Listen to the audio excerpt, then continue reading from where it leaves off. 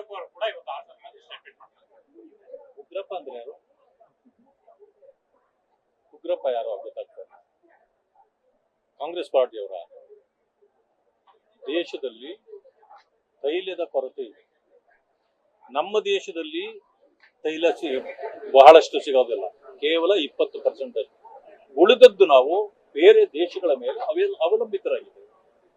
ಅಲ್ಲಿ ಯುದ್ಧದ ಸಮಸ್ಯೆ ಇರೋದ್ರಿಂದ ತೈಲ ಇಲ್ಲಿಗೆ ಬರುವಂತದ್ದು ತುಂಬಾ ದುರ್ಲಭ ಆಗ್ತಾ ಇದೆ.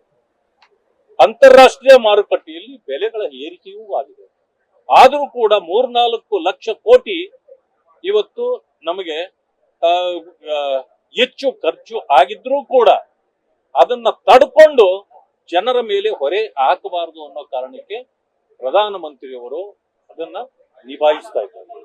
ಜೊತೆಗೆ ಹಿಂದೆ ಆಗಬೇಕಾಗಿತ್ತು, ಆದ್ರೂ ಕೂಡ ಈ ಕೇಂದ್ರದ ಏನು ಟ್ಯಾಕ್ಸ್ ಇತ್ತಲ್ಲ, ಒಂದೊಂದು ಲೀಟರ್ಗೂ 10 ರೂಪಾಯಿಗಳನ್ನ ಇಳಿಸೋದ್ರ ಮೂಲಕ ಜನರ ಮೇಲೆ ಹೊರೆ ಹಾಕೋದನ್ನ ತಪ್ಪಿಸಿದ್ರು. ಆದ್ರೂ ಕೂಡ ಈಗಲೂ ಅದು ನಮಗೆ ಲಾಸ್ ಆಗ್ತಾ ಇರೋ ಕಾರಣದಿಂದ ಅದು ತೈಲಗಳು ಸಿಗುವಂತದ್ದೇ ದುರ್ಲಭ ಆಗ್ತಾ ಇರೋದ್ರಿಂದ ಹೇಳಿಕೆ ಕೊಟ್ಟರು, ಮಿತವಾಗಿ ಬಳಸಿ. ಒಬ್ಬ ದೇಶದ ಪ್ರಧಾನಿಯಾಗಿ ಈ ರೀತಿಯ ಮಾತನ್ನು ಹೇಳೋದು ತಪ್ಪ?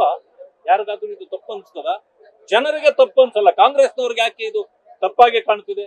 ವೀರಪ್ಪ ಮೊಯ್ಲಿ ಅವರು 10 ವರ್ಷಗಳ ಹಿಂದೆ ಯಾವ ದೇಶದ್ದು ಯುದ್ಧವೂ ಇರಲಿಲ್ಲ, ಸಮಸ್ಯೆ ಇರಲಿಲ್ಲ, ಅವತ್ತು ಯಾಕೆ ಇದನ್ನ ಹೇಳಿದ್ರಿ? ಕೇವಲ 6 ಸಿಲಿಂಡರ್ ಕೊಡ್ತೀವಿ 1 ವರ್ಷಕ್ಕೆ ಅಂತ ಯಾತಕ್ಕೆ ನೀವು ಹೇಳಿದ್ರಿ?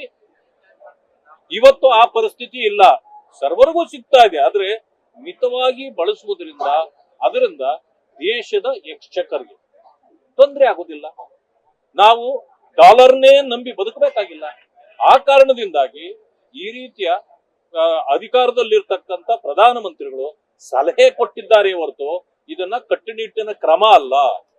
ಅದನ್ನ ಕಾಂಗ್ರೆಸ್ನವರು ಅರ್ಥ ಮಾಡಿಕೊಳ್ಬೇಕು. ಕಾಂಗ್ರೆಸ್ನವರ ಈ ಮಾತುಗಳನ್ನ ಜನ ಕೇಳಬಾರದು, ನಂಬಬಾರದು ಅಂತೇಳಿ ಜನರಲ್ಲಿ ಮನವಿ ಮಾಡಿ. ಜನರ ನಿಮ್ಮ ಭಾಗದಲ್ಲಿ ಇದನ್ನ ಬಹಳ ಹೇಳ್ಬಹುದು ನಾವು.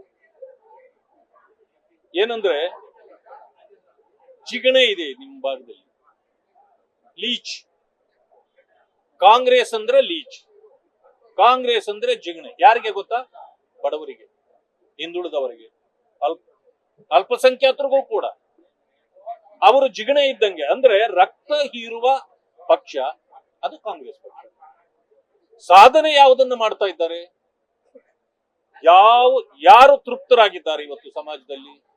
ಈ ಸರ್ಕಾರ ಬಂದ ಮೇಲೆ ಯಾರು ಕೂಡ ತೃಪ್ತಿಯಿಂದ ಇಲ್ಲ. ಅವರೇ ಹೇಳ್ತಾರೆ ಕರ್ನಾಟಕ ಶಾಂತಿಯ ತೋಟ ಅಂತ.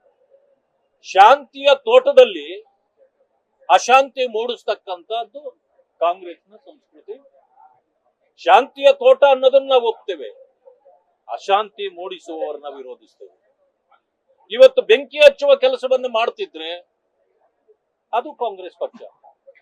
ಈ ಬೆಂಕಿ ಹಚ್ಚಿದ್ದಕ್ಕೆ ಅದನ್ನ ಸಾಧನೆ ಅಂತ ಹೇಳಿ ಬಹುಶಃ ಅವರು ಮಾಡಿದ್ರೆ ನಮ್ಮದೇನು ಅಭ್ಯಂತರ ಇಲ್ಲ. ಸಾಧನೆ ಇಲ್ಲದ ಒಂದು ಶೂನ್ಯ ಸರ್ಕಾರವನ್ನು ಕೊಟ್ಟು ಜನರ ಜೀವನದಲ್ಲಿ ಆಟ ಆಡ್ತಕ್ಕಂಥ ಕೆಲಸವನ್ನ ಅವರು ಮಾಡಿದ್ದಾರೆ. ಅವರ ಸಾಧನೆಗೆ ಏನೇನೂ ಬೆಲೆ ಇಲ್ಲ ಅಂತಕ್ಕಂಥ ಮಾತನ್ನು ಹೇಳ್ತಾರೆ. ನ್ಯೂಸ್ ಫಸ್ಟ್, ನಿರ್ಭೀತಿಯಿಂದ ನಿಮ್ಮ ಪರವಾಗಿ.